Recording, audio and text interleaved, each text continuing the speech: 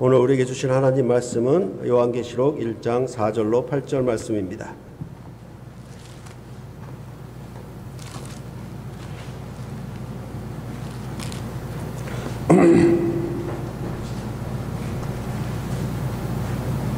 한 절씩 교대로 봉독해 올리겠습니다. 요한은 아시아에 있는 7교회에 편지하노니 이제도 계시고 전에도 계셨고 장차 오실 이와 그의 보좌 앞에 있는 7 영과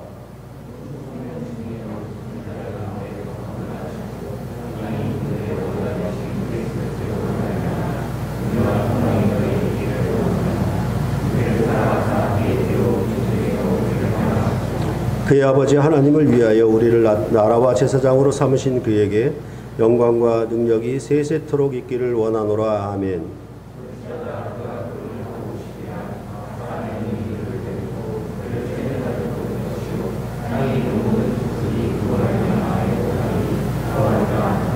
함께 읽겠습니다. 주 하나님이 이르시되 나는 알파와 오메가라. 이제도 있고 전에도 있었고 장차 올 자요 전능한 자라 하시더라. 아멘.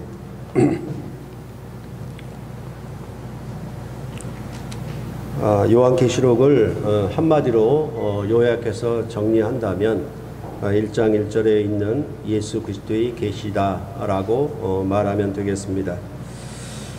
그 계시의 내용은 무엇을 계시하느냐라고 하면은 반드시 속히 될 일을 계시하셨다라고 말할 수 있고, 그럼 그 계시를 어떻게 전달하였는가라고 한다면 하나님께서 그 종 요한에게 천사를 보내시고 반드시 속히 될 일을 그 종들인 아시아의 7 교회에게 나타냈다라고 말했습니다.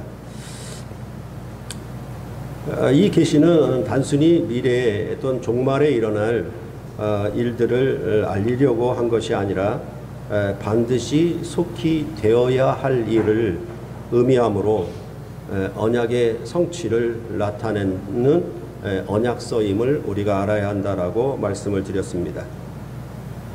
그래서 요한계시록은 처음과 끝에서 이 예언의 말씀을 읽는 자와 듣는 자와 그 가운데에 기록한 것을 지키는 자는 복이 있나니라고 말씀을 한 것입니다.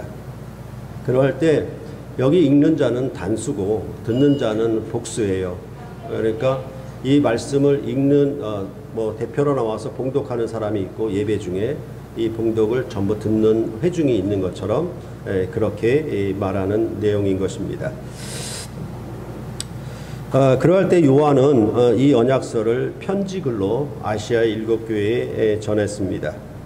이 편지는 단순히 문안 인사나 소식을 알리는 정도의 편지가 아니라 요한은 하나님의 말씀과 예수를 증언하다가 밤모섬에 유배를 당하고 있고, 아시아 7 교회는 로마의 박해 아래 고통을 당하는 가운데 있는데, 이러한 고통 가운데 있는 교회가 세상 나라와의 싸움에 지지 않고 이기라고 하는 일종의 전투 서신으로 보내었다라고 여러분께 말씀을 드렸습니다.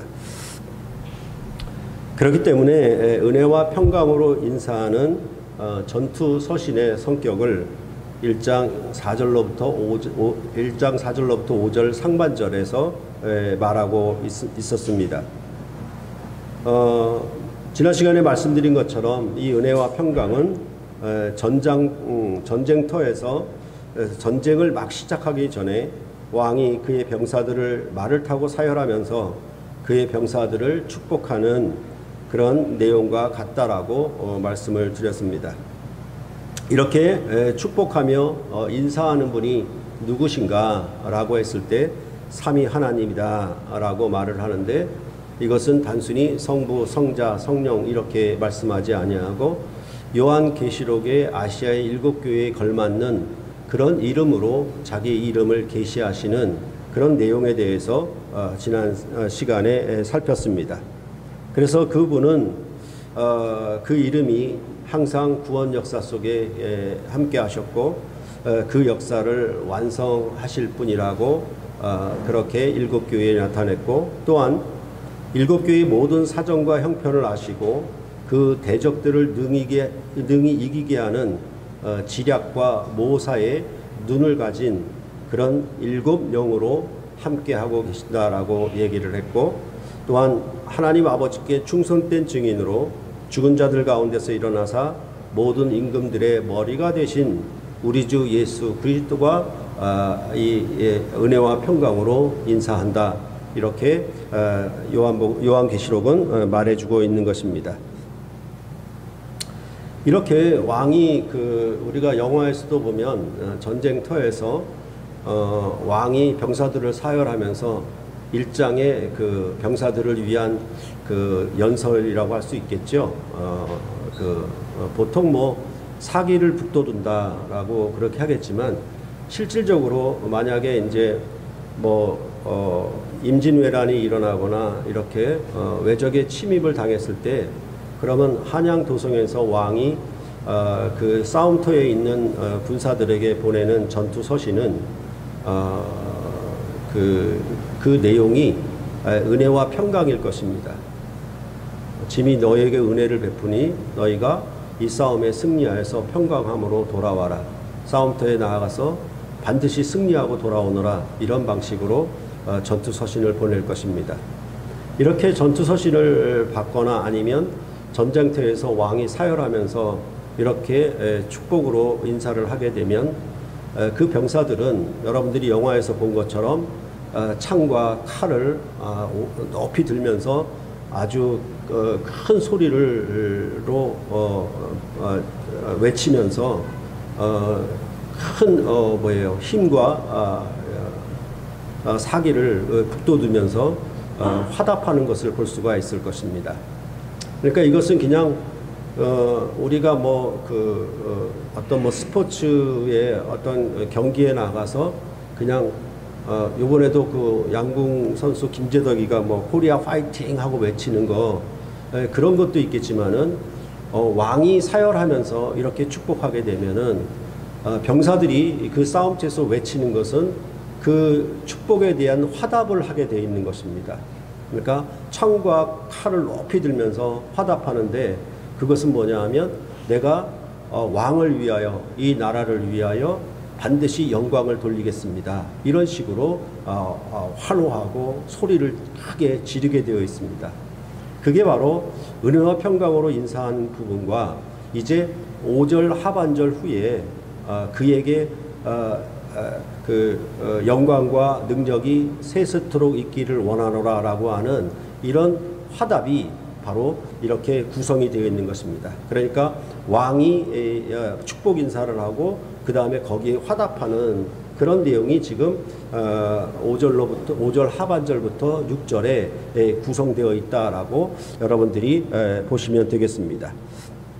그러니까 이것이 어떻게 보면은 왜 이게 예배의 형식이냐라고 하면, 왕이 말씀하고 또한 그 말씀에 화답하여서 마지막에 아멘 하는 것이기 때문에, 이게 마치 예배는 하나님과 자기 백성이 만나고 교제하는 것이고, 그 만남과 교제는 언약을 선포하고 그 언약에 대해서 아멘으로 응답하는 그런 구조고, 또 예배는 왕과 백성이 만나고 교제하는 것이기 때문에 바로 이 전쟁터가 어찌 보면은 예배의 모습과도 같기 때문에 은혜와 평강으로 축복하고, 그 다음에 여기에 대한 이렇게 그에게 세세무토록 영광과 능력이 있을지어다라고 이렇게 노래 부르는 이런 내용이 같이 구성되어 있기 때문에 이 자체가 예배의 모습을 갖고 있다라고 보셔도 되는 거죠. 왜냐하면 왕께 경배를 드리는 것이니까. 그렇게 보시면 여러분들이 그 앞에 4절과 5절 상반절에서의 은혜와 평강으로 인사하는 것, 그 다음에 여기에 그 세세무궁토록 영광을 돌리는 내용이 무엇인가, 서로 그런 어떤 관계에 있는가에 대해서 여러분들이 잘 이해할 수가 있을 것입니다. 그러므로 이것을 뭐라고 얘기하냐면 보통 송영 이렇게 얘기하고, 아니면 영광의 찬가 이렇게 이름을 붙이는 것입니다. 그래서 찬송가에도 보면은 이렇게 영광송이 있고 그 송영이 있고 그런 방식이 있죠. 우리 예배 끝에도 송영이 있죠. 그렇죠? 그러니까 이 영광의 찬가로서 왕께 그 영광을 돌리는 노래, 이렇게 생각하시면은 여러분들이 잘 이해가 될 것입니다. 그러면 오늘 이 5절 하반절과 6절의 내용을 가지고만 말씀을 드릴 것인데, 이 말씀의 가장 뼈대가 되는 문장은 뭐냐 하면, 그에게 영광이 세세토록 있기를 원하노라, 이겁니다. 이것이 송영의 핵심이에요. 영광을 돌리는 노래의 그 창가의 핵심이 그에게 영광과 능력이 세세토록 있기를 원하노라, 이것이죠. 그러면 이 그는 누구냐라고 했을 때, 그는 이미 앞에서 나왔었죠. 그러니까 충성된 증인으로 죽은 자들 가운데서 먼저 나시고 땅의 임금들에게 머리가 되신 예수 그리스도, 이렇게 말씀하면 되겠죠. 그렇죠? 그분을 가리켜 그다, 이렇게 얘기하는 것으로 우리가 보면 되겠습니다. 그럴 때 그 요한계시록이 뭐 미래와 뭐 무시무시한 종말에 대한 예언의 책이라기보다는 오히려 이렇게 예배 형식을 많이 담고 있고 영광과 찬양을 굉장히 많이 반복하고 있기 때문에 전체적으로 예배서라고 하는 그런 관점도 여러분들이 가지셔야 하는 것입니다. 그렇게 볼 때 요한계시록은 이러한 송영이 5번에 걸쳐 나올 정도로 굉장히 많죠. 보통 보면은 뭐 편직을 서신서의 첫머리나 아니면 끝에 이렇게 나오는 것이 거의 전부인데, 요한계시록은 이 송영이 5번이나 반복되니까 굉장히 많이 나오는 것으로 여러분들이 이해하면 되겠습니다. 그럴 때 물론 그 송영도 사실은 나오는 곳의 전후 문맥과 그 주제에 따라서 조절되어 있다라는 것을 여러분들이 아시면 되겠습니다. 그렇게 볼 때 요한계시록 5장 9절로부터 12절의 송영이 오늘 본문의 송영의 내용과 비슷합니다. 5장 9절로부터 12절의 송영은 두루마리를 가지시고 인봉을 떼시기에 합당하신 분께 부르는 영광의 찬가라고 보시면 되겠습니다. 그렇죠? 그러니까 여기서는 모든 임금들의 머리가 되신 그런 분에게 영광의 찬가를 돌린다라고 하면, 이제 요한계시록 5장에 나타나는 뭐냐면 이제 두루마리에 인봉을 떼시는 분이에요. 무슨 말인가 하면 이제 언약을, 그 도장을 떼어서 그 내용을 집행하시는 거예요. 그렇죠? 그러니까 뭐라고 얘기할 수 있을까요? 법원에서 명령서를 가져와 가지고, 그렇죠? 명령서를 가져와 가지고 뭐 딱지를 붙이거나 차압하거나 하는 거, 명령을 시행하는 거잖아요. 그렇죠? 그런 것처럼 이 요한계시록의 5장은 그런 인봉을 떼시기에 합당하신 분께 드리는 송영이에요. 그런 의미에서 같은 비슷한 내용인 것 같고 가장 가까운 것 같은데도 사실은 그 누구에게 드리냐에 대해서 그 주제와 내용이 달라 있다라는 것을 여러분들이 보시면 좋겠습니다. 그러할 때 그 송영의 내용, 5장에서 나타난 송영의 내용도 보면은 일찍이 죽임을 당하사 각 족속과 방언과 백성과 나라 가운데서 사람들을 피로 사서 하나님께 드리시고 그들로 우리 하나님 앞에서 나라와 제사장들을 삼으셨으니 그들이 땅에서 왕노릇하리로다.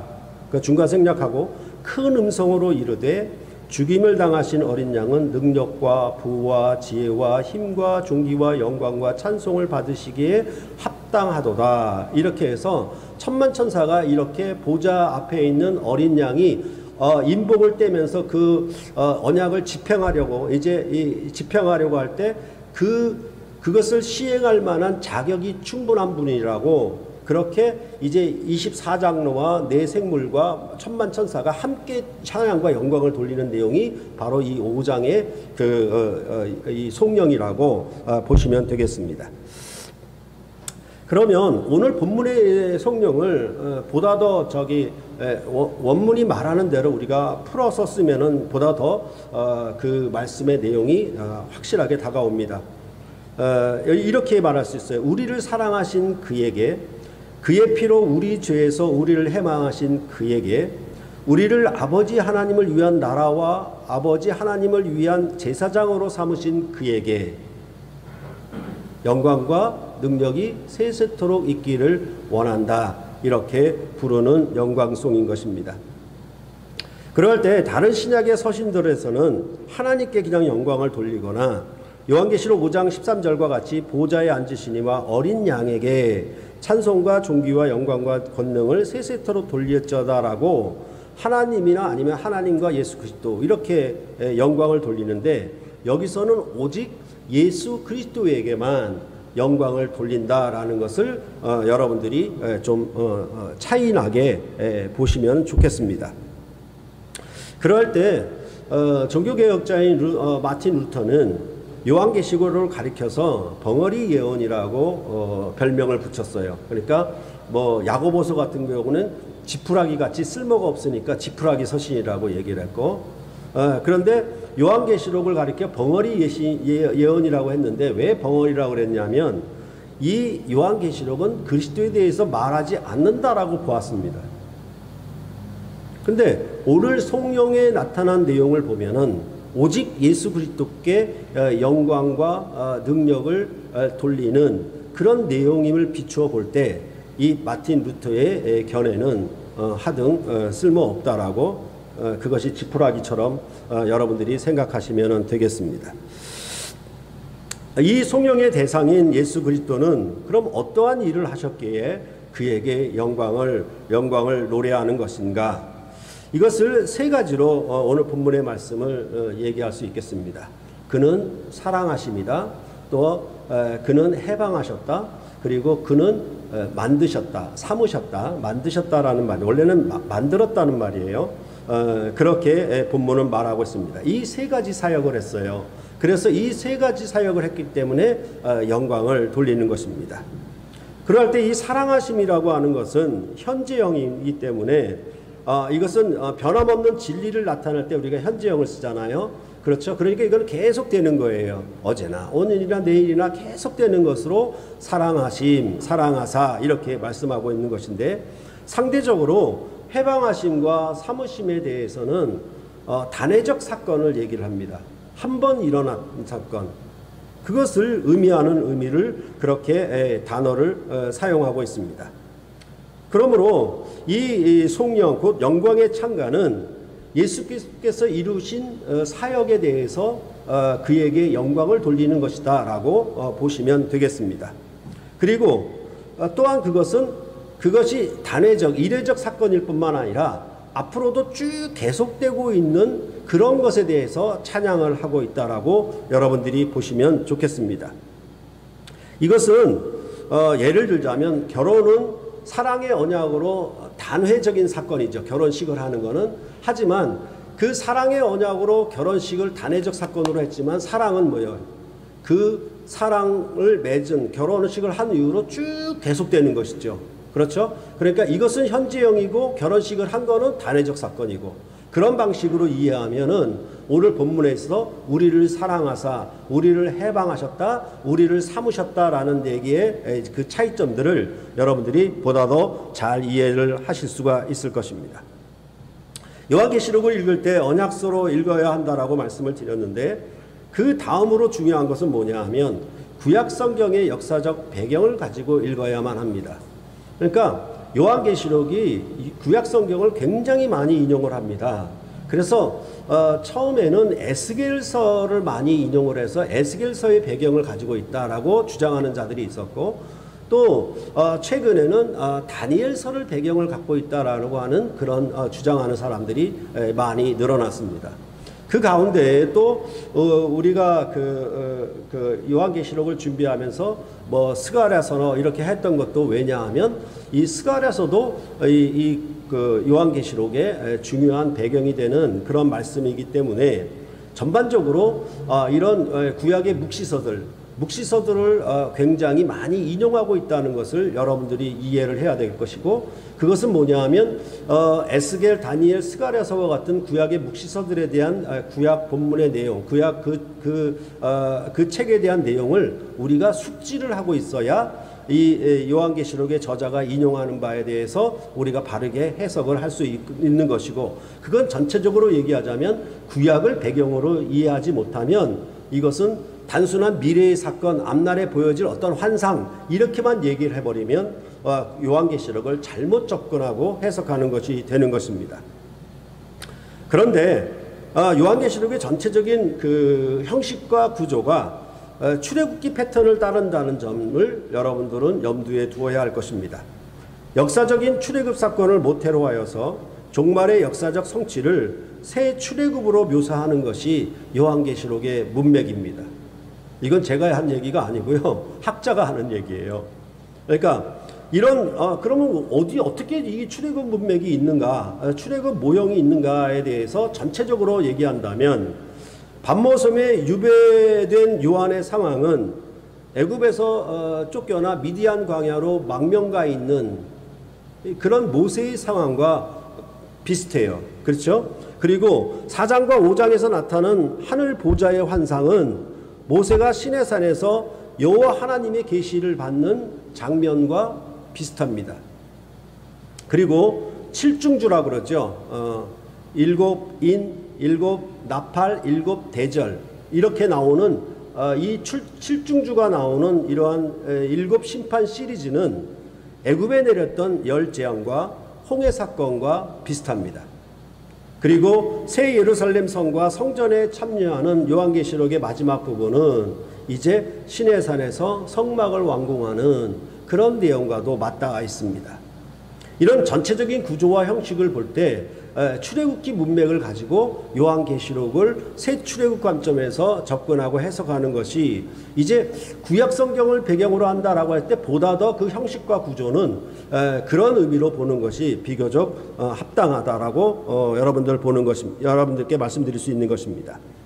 물론 출애굽기에서도 아말렉과의 전투와 그 승리가 가나안 땅의 유업을 차지하는 것임을 밝히고 있습니다. 즉 아말렉과의 전투가 가나안 땅의 아모리 족속과 7 족속을 쫓아내는 그 전투와 연결되어 있어서 가나안 땅을 완전히 차지하는, 유업을 완전히 상속하는 것은 이 전쟁의 승리를 거두었을 때 그 가나안 땅을 차지하는 것처럼 이제 요한계시록도 그 중간에는 전부 전투적인 얘기를 하므로 결국은 새 하늘과 새 땅을 상속하는 그런 내용으로 되어 있다라는 것을 여러분들이 그런 구조적인 모습에서도 알 수가 있을 것입니다. 그렇다면 우리를 해방하심과 우리를 나라와 제사장으로 삼으심에서 여러분과 저는 금방 출애굽기를 떠올릴 수가 있잖아요. 그렇죠? 그러니까 이 언어가 지금 우리를 해방하시고 우리를 나라와 제사장으로 삼으셨다라고 하는 이 언어 자체가 어떻게 됐습니까? 출애굽기를 알고 있으면 이거 출애굽 언어네? 금방 알 수가 있는 것이죠. 이것은 출애굽기 19장 4절로부터 6절의 말씀인데, 내가 애굽 사람에게 어떻게 행하였음과 내가 어떻게 독수리 날개로 너희를 넘어 내게로 인도하였음을 너희가 보았느니라. 세계가 다 내게 속하였나니 너희가 내 말을 잘 듣고 내 언약을 지키면 너희는 모든 민족 중에서 내 소유가 되겠고 너희가 내게 대하여 제사장 나라가 되며 거룩한 백성이 되리라. 너는 이 말을 이스라엘 자손에게 전할지니라. 이렇게 말씀하고 있지 않습니까?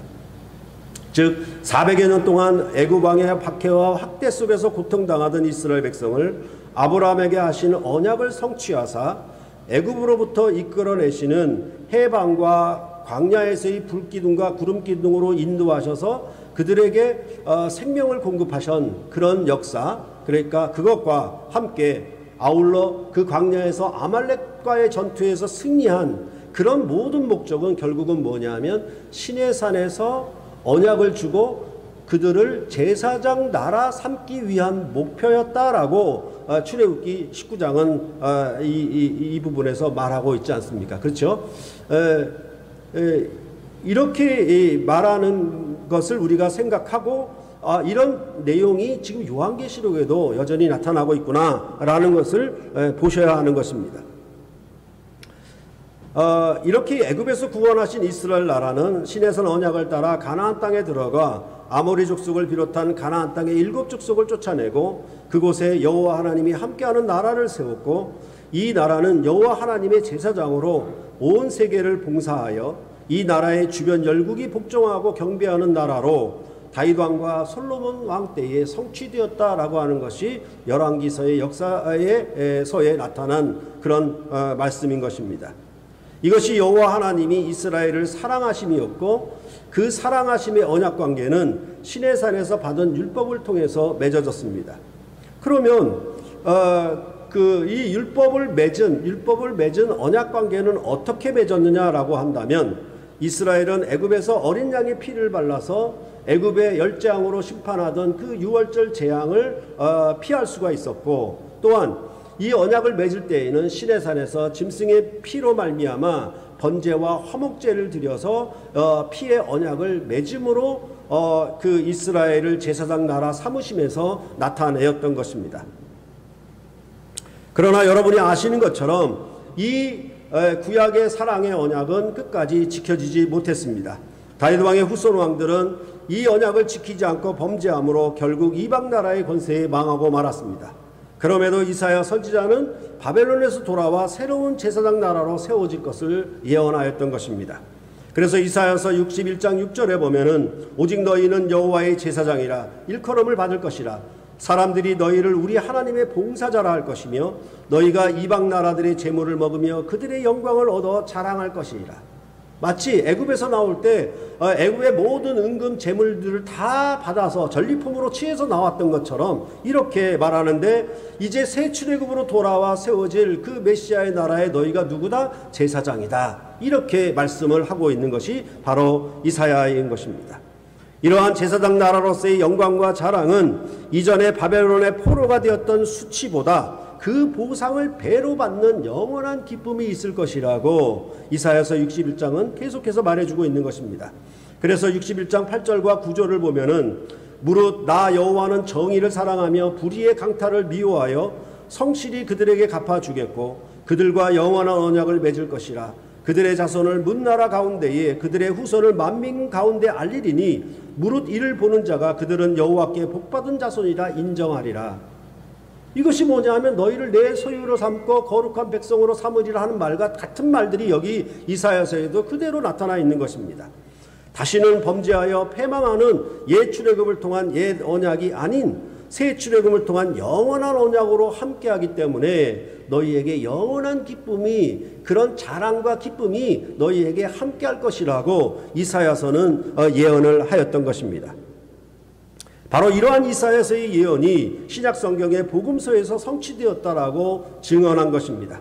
복음서는 예수 그리스도의 나라가 그의 생애와 부활하심을 통해 시작되었음을 전하는 것이 목적이라면, 요한계시록은 예수 그리스도께서 승천하신 후 그 나라의 완성을 다시 오심으로 최종적으로 완성하는 것에 그 목적이 있습니다. 그러니까 지금 나라가 막 세워지는 건국의 초기를 얘기하는 것과 나라가 진행되어서 마지막에 그 나라의 완성을 이루는 시점, 이를테면은 시내산에서 율법을 받을 때에는 나라가 막 시작하는 시점이고 다윗 왕과 솔로몬 때는 그 나라가 완성된 시점이죠. 이런 관점이 있었던 것처럼 복음서와 요한계시록에 말씀하는 이 예수 그리스도에게 영광을 돌리는 그런 내용들도 그만큼 역사적 차이가 있다라는 사실을 여러분들이 조금 더 이해하고 요한계시록을 보시면 좋겠습니다. 그러므로 이사야 예언을 성취하셔서 충성된 증인으로 죽은 자들 가운데서 일어나사 땅의 모든 임금들의 머리가 되신 예수 그리스도가 왕으로서 통치하는 그의 역사를 노래하는 것이 바로 요한계시록의 오늘 본문에 나타난 송영, 곧 영광의 찬가인 것입니다. 이제 이 교회를 새 언약의 제사장 나라로 삼으심, 그가 우리를 제사장 나라 삼으셨다라고 그렇게 노래를 하고 있는 것입니다. 그럴 때 이제 가장 중요한 핵심은 뭐냐면, 물론 사랑하심, 해방하심, 삼으심, 이 세 가지가 있지만은 그 세 가지를 대표하는 말씀은 뭐냐면 우리를 사랑하사, 이 말입니다. 우리를 사랑하사 해방하시고 제사장 나라로 삼으심, 이렇게 되는 것입니다.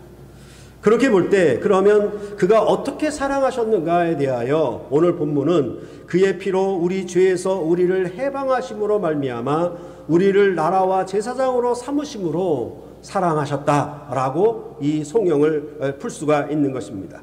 이 사랑은 애굽에서 이스라엘을 해방하신 사랑과 차이가 있습니다. 이스라엘을 해방하신 사랑은 어린 양의 피와 짐승의 피로 맺은 언약으로 나타났습니다. 비록 애굽에서 해방은 되었어도 죄에서 해방되지는 못하였기 때문에 결국 이스라엘은 죄의 종으로 살 수밖에 없었고 죄를 이기지 못하고 말았던 것입니다.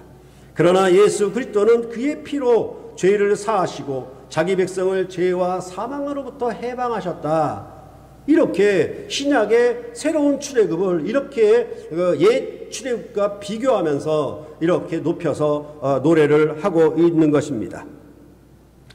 그래서 그 해방은 단지 아브라함의 자손들인 히브리 민족을 애굽에서 탈출시킨 것이 아니라 일찍이 죽임을 당하사 각 족속과 방언과 백성과 나라를 피로 갖추고 사셔서 하나님께 드리심으로 나라와 제사장을 삼으신 새 출애굽의 역사를 이루신 왕께 돌리는 이 영광의 송영이라고 말을 하고 있는 것입니다. 예수 그리스도의 피로 맺은 언약으로 사랑하심은 그 대상인 유대인에게 한정되는 것이 아니라 육체로는 이방인이요 그리스도 밖에 있었으며 이스라엘 나라 밖의 사람이었고 약속의 언약에 대하여 외인이었으며 세상에서 소망도 없고 하나님도 없이 허물과 죄로 죽어 있었던 자들을 사랑하심이다 라고 에베소서 2장 11절과 12절은 그렇게 이 언약 백성에 대해서 새롭게 말씀을 하고 있는 것입니다. 그럴 때 이 사랑에 대해서 로마서 5장 6절로부터 11절의 표현을 가져오자면 우리가 아직 연약할 때에 그리스도께서 경건하지 않은 자를 위하여 죽으셨고 의인을 위하여 죽는 자도 쉽지 않고 선인을 위하여 용감히 죽은 자가 혹 있지만 우리가 아직 죄인 되었을 때에 그리스도께서 우리를 위하여 죽으심으로 하나님께서 우리를 사랑하심을 확증하셨고 이 사랑은 그의 피로 맺은 언약으로 의롭다함을 얻음으로 이제 하나님의 진노로부터 영원한 구원을 얻게 하실 것이며 왜 영원한 구원이 가능한가라고 하면 우리가 원수 되었을 때에 하나님의 아들의 죽으심으로 하나님과 화목되었던 것이기 때문이고 그 화목은 단순히 원수 관계가 해결되어서 아무런 원한 관계가 없다라는 것으로 끝나는 것이 아니라 이제 죽으심으로 화목되었는데 도리어 더 그가 살아나심으로 이 화목의 관계가 끊어지지 않은 영원한 화목으로 함께한다라는 의미로 이 화목을 얘기를 하고 있는 것입니다. 그러니까 이스라엘 백성이 누렸던 그 번제와 화목제를 누렸던 것은 하나님 앞에 나아가지 못하고 휘장 안에 거하신 분으로 나아갈 때마다 죽음의 권세 아래서 두려움과 떨림으로 나아갔던 그런 관계, 너희가 나에게 가까이 올라면 너희를 죽여버릴 것이다 라고 그렇게 진도하고 계신 여호와 함께 나갔던 그런 화목이 아니라 이제 죽으시고 부활하신 화목에 참여하는 것이라고 그렇게 이 로마서의 5장에 그의 사랑하심은 이러한 구속으로 이루신 사랑이다. 이렇게 로마서는 우리에게 말씀하고 있는 것입니다. 그렇기 때문에 그의 부활하심으로 얻으신 영광과 구원에 우리도 계속해서 지속적으로 그 나라가 최종적으로 임하기까지 이 구원의 화목함을 이제 늘 계속하는 영원한 언약으로 기뻐하는 그런 삶으로 우리를 구원하셨다. 그것이 바로 로마서 5장이 영광을 노래하는 것이라고 할 수가 있겠습니다. 이렇게 해방하신 사랑은 그 해방으로만 그치지 않습니다. 그 해방의 목적은 나라와 제사장 삼으심에 있습니다. 그러니까 애굽에서 어떻게 행하였음, 광야에서 너희를 독수리 날개로 업어서 어떻게 인도하였음, 이 모든 것의 최종적인 목적은 뭐냐 하면 시내산의 언약 체결에 있는 거예요. 시내산 언약 체결의 핵심이 뭐냐 하면 제사장 나라 삼으심이에요.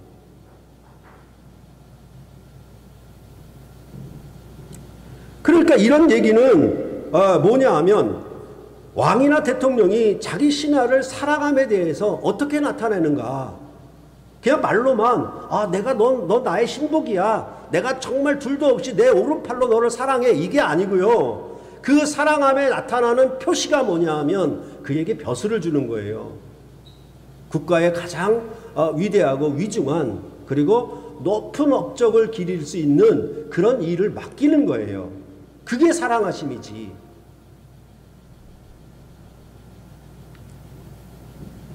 그러니까 이거는 밤마다 무슨 그 옛날에 50 정권 때처럼 그냥 요정에 가가지고 술이나 먹고 그렇게 가까이 지내는 그런 친밀함이 아니고요. 누가 이 나라의 위대한 실권자, 즉 제2 넘버 2가 되느냐의 문제인 거예요.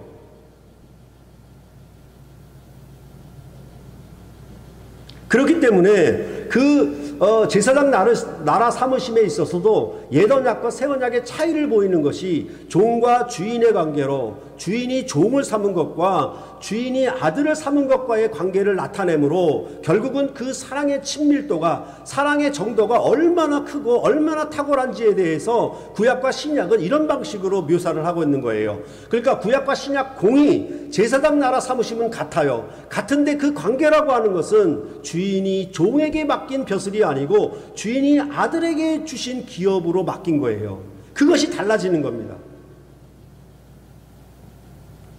그러므로 노예 신분에서 해방하는 정도가 아니라 노예의 신분에서 아들의 신분으로 격상시키는, 즉 양자 사무심, 이것이 그리스도 예수 안에서 우리를 사랑하사라고 그거를 우리를 해방시키심, 그리고 제사장 나라 사무심, 거기에 포함된 언어라는 것이 이런 구약적인 배경이 없으면 도저히 이 본문을 읽어낼 수가 없는 것이죠.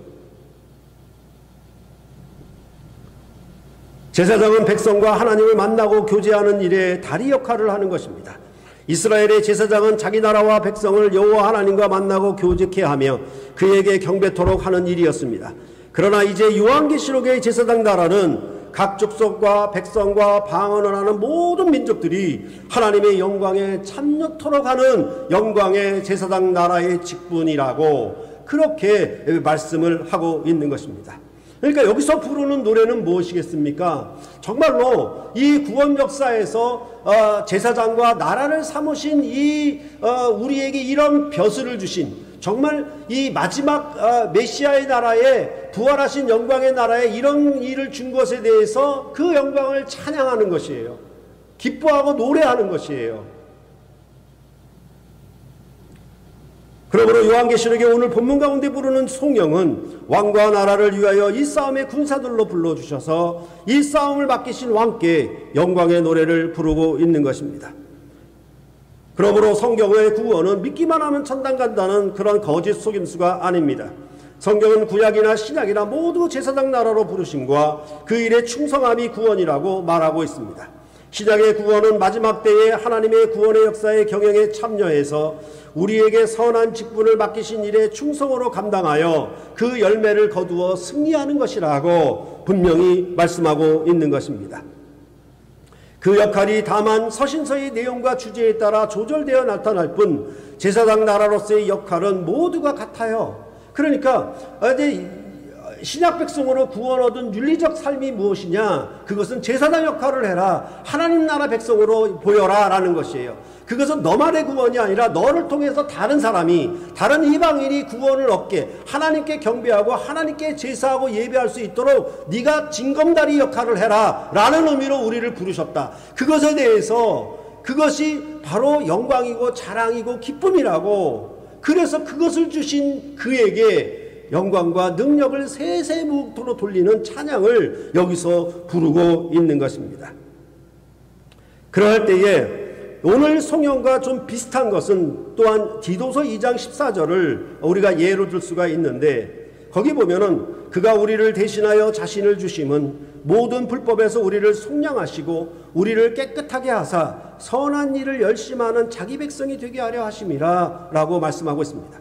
이러한 제사장 나라로 사는 삶은 디도서 2장 11절부터 13절에 말을 하고 있는데, 모든 사람에게 구원을 주시는 하나님의 은혜가 나타나, 이것도 다르잖아요. 그렇죠? 모든 사람에게 구원을 주시는 하나님의 은혜가 나타났다. 이건 뭡니까? 새 출애굽이죠. 각 족속과 방언과 모든 백성들에게 구원을 주시는 하나님의 은혜가 나타났다. 이렇게 얘기를 하고 있고, 그 은혜는 우리를 양육하시되 경건하지 않은 것과 이 세상 정욕을 다 버리고 신중함과 의로움과 경건함으로 이 세상에 살고 제사장 나라로 부르심 삶에 대해서 이렇게 말을 하고 있는 거예요. 그러면서 이것에 대한 목표, 이 제사장 나라로 부르심을 받은 목표, 그것은 뭐냐 하면 복스러운 소망과 우리의 크신 하나님 구주 예수 그리스도의 영광이 나타나심을 기다리게 하셨으니 라고 말을 하고 있는 것입니다. 그렇기 때문에 이런 얘기는 뭐냐 하면 이 땅에서 경건의 싸움을 하라는 얘기죠.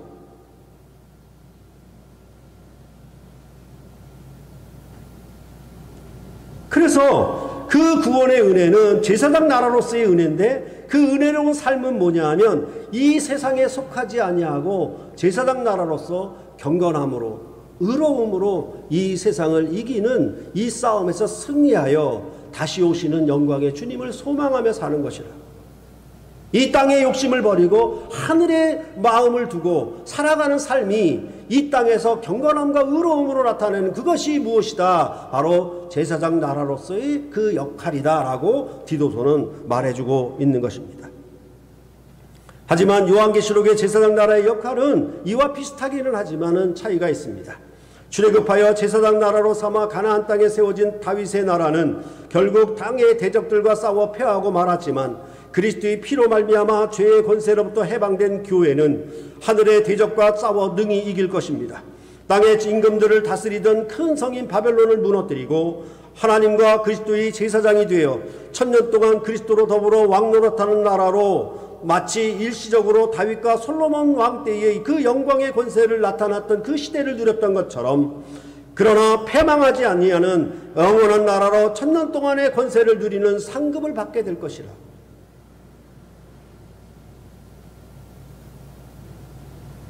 그들은 누구냐? 예수의 증거와 하나님의 말씀을 인하여 목배임을 당한 자들, 그리고 짐승과 그의 우상에게 경배하지 아니하고 이마와 손에 짐승의 표를 받지 아니하는 자들이 살아서 그리스도로 더불어 1000년 동안 왕노릇하는 그런 상급을 받게 될 것이라고 그렇게 말을 하고 있는 것입니다.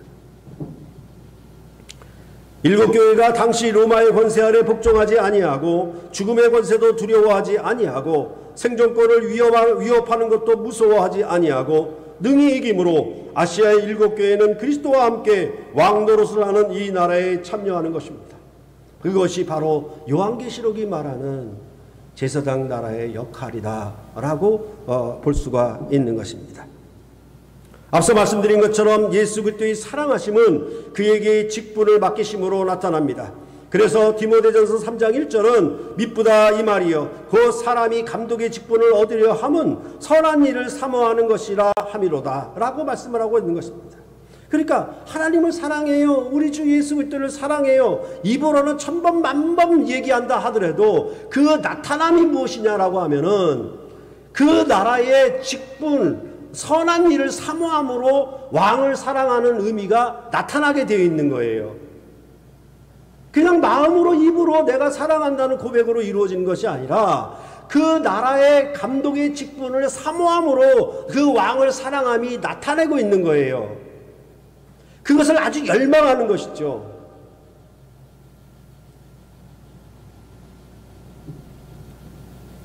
그러니까 왕께서 베푸신 구원에 감사하고 그 왕을 사랑함은 왕의 나라에 더 큰 표수를 받아 사리사욕을 채우고자 함이 아니라 그 나라와 왕께 봉사하려 함으로 나타나게 되어 있다라는 것입니다. 그러니까 예를 들자면 박정희 정권 때에 차지철, 그죠? 경호실장하고 그 다음에 김재규 중앙정보부장하고 누가 박정희 대통령의 총애를 받느냐에 대한 서로의 싸움이잖아요. 있는 거란 말입니다.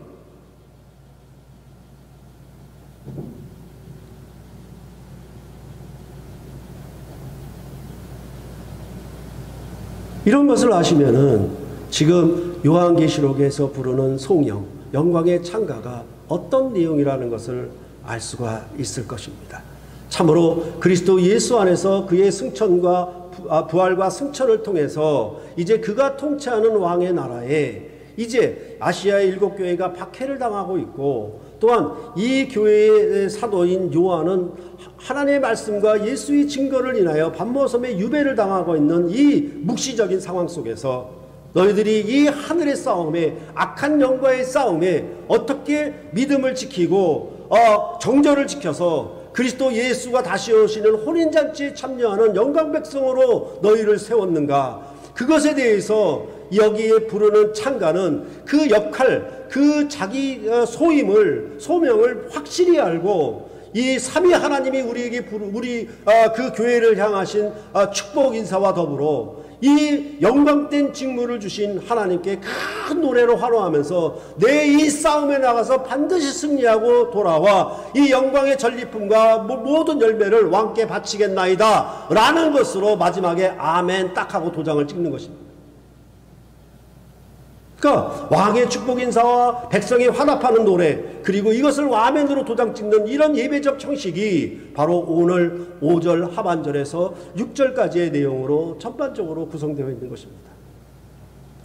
그렇게 볼 때 참으로 여러분이 봉사하고 섬기는 이 주님의 나라에 또한 그 여러분의 주신 각 기관과 모든 직분을 통하여 여러분이 봉사하는 그것은 참으로 영광스러운 것이고 참으로 사모할 만한 일이어서 이것을 가장 기쁨과 큰 자랑으로 여기며 내가 하나님 사랑함을 이 직분을 충성스럽게 감당함으로 나타냄이 여러분의 사랑의 지표여야 되지, 그저 믿으면 전당한다는 의미로 하나님의 사랑을 우리의 은혜로 입었다라는 방식으로 우리에게 주어져서는 절대로 안 되는 것입니다.